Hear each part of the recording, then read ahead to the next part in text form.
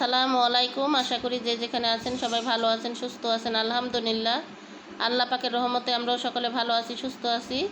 তো চলে আসলাম আর একটা নতুন ব্লগ নিয়ে। তো এখানে আজকে ব্লগটা আমি সকাল সকালে শুরু করলাম।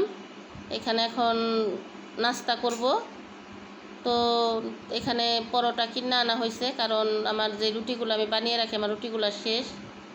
তো এখানে ভাজি, হোটেলে ভাজি আছে, পরোটা আছে, আর ওনার জন্য একটা ডিম সিদ্ধ করছি। তো এখন বলতেছে ডিম আমি খাবো না, কারণ যেহেতু প্রেশার অনেক বাড়তি। তো আমার না মনে ছিল না, এই কারণে আমি ডিমটা সিদ্ধ করছি। তো সমস্যা নাই, আমি খেয়ে নেব।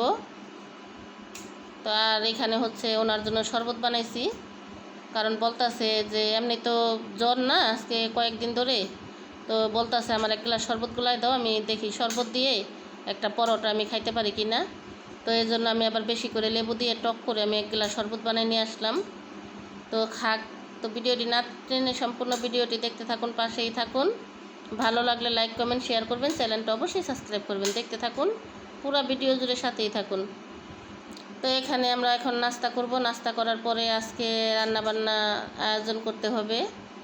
আর বাহিরে তো অনেক বৃষ্টি হইতাছে, গুড়ি গুড়ি বৃষ্টি পড়তেছে সকালতে।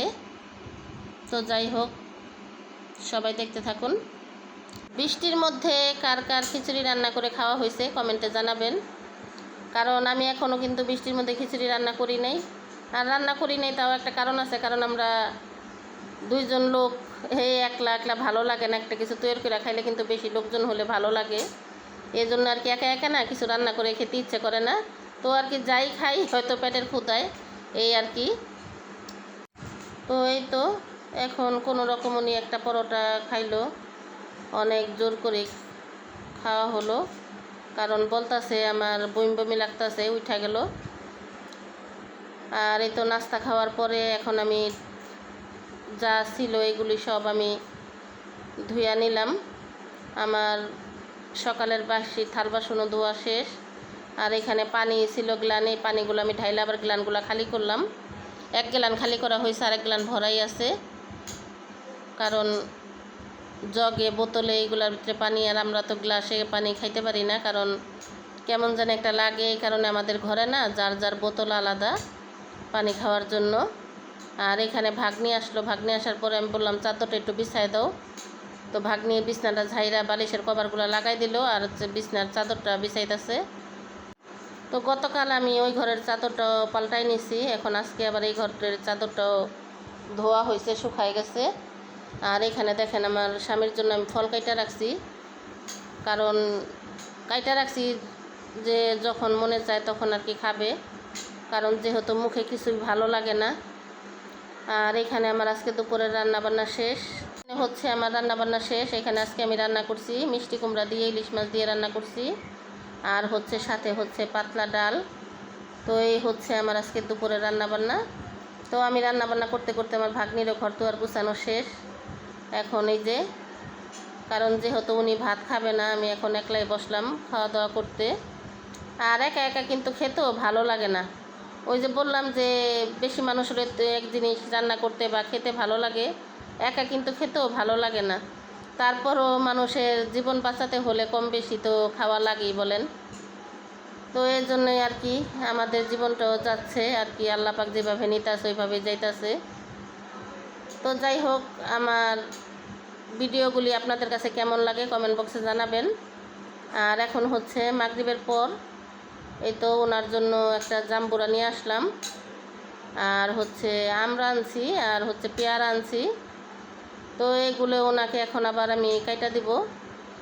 আর দুপুরে যা ছিল ওইগুলো তো আমি দেখালামই আপনাদেরকে, যে প্লেটে কাইটা রাখছিলাম। মানে আগের দিন যেগুলো আনছিলাম অল্প অল্প করে আনি, কারণ ওনার কিন্তু প্রচুর পরিমাণে ঠান্ডাও আছে, এই কারণে ফ্রিজে রাখি না, অল্প অল্প করে আইনাই ওনারে খাওয়াই। আর এখানে কিন্তু মালটাও আছে, মালটাগুলি বেশি একটা ভালো হয় নাই। তো বৃষ্টির মধ্যে আর কি যা পাইছি তাই আর কি আনা হয়েছে। তো যাই হোক, এইগুলো এখন আমি ঢাইলা রাখবো, এতে জালির ভিতরে এখন আমি রাখবো। তো যখন খাবে তখন আবার ওনাকে আর কি আমি কাইটা দেব খাওয়ার জন্য, কারণ দুপুরে খাইছে, এখন আবার ওনায় কখন আবার চায় তখনই আর কি কাইটা দেব। তো এইখানে আজকে আমার মেয়ে শ্বশুরবাড়িতে চলে যাবে। আপনারা সবাই দোয়া করবেন ওর জীবন যাতে সুন্দর হয়, সুখের হয়। এখন কাপড় চোপড় নিতে আসছে, কাপড় চোপড় গুছিয়ে সবগুলো নিয়ে যাবে। কারণ যেহেতু সারা জীবন থাকতে হবে এখানে আর কাপড় চোপড় রেখে কী করবে বলেন। তো দেখেন আমার আলমারি ভর্তি ছিল ওর কাপড় চোপড়। এই কাপড় চোপড় সব বের করছে। এখন এই জায়গায় মানে বস্তা লাগবো, একটা বড় বস্তা, কারণ বস্তা না হলে তো চলবে না। তো এখানে পুরো খাট জুড়ে কিন্তু ওর সমস্ত কাপড় চোপড়, জামা কাপড়গুলো। আরও আছে টেলারে, 3 সেট ওদিনকে বানাইতে দিছে। আর এখানে আমার বোনের মেয়ে, তারপরে বোনের মেয়ের জামাই, আমাদের জামাই, এখানে শালা তো নাই, শালি নিয়ে দুষ্টামি করতেছে। আর এখানে কিন্তু আমাদের চেলাগুন্ডা সবাই আসছে বোনকে বিদায় দেওয়ার জন্য। আমাদের সমস্ত বাচ্চারা দেখেন বোনের জামা কাপড় নেওয়ার জন্য আসছে, কারণ বোনকে আগায় দিয়ে আসবে এর জন্য আর কি। আর আমার মেয়ের জন্য সবাই দোয়া করবেন যাতে ভালোভাবে শ্বশুরবাড়িতে থাকতে পারে, জীবনটা গুছিয়ে নিতে পারে।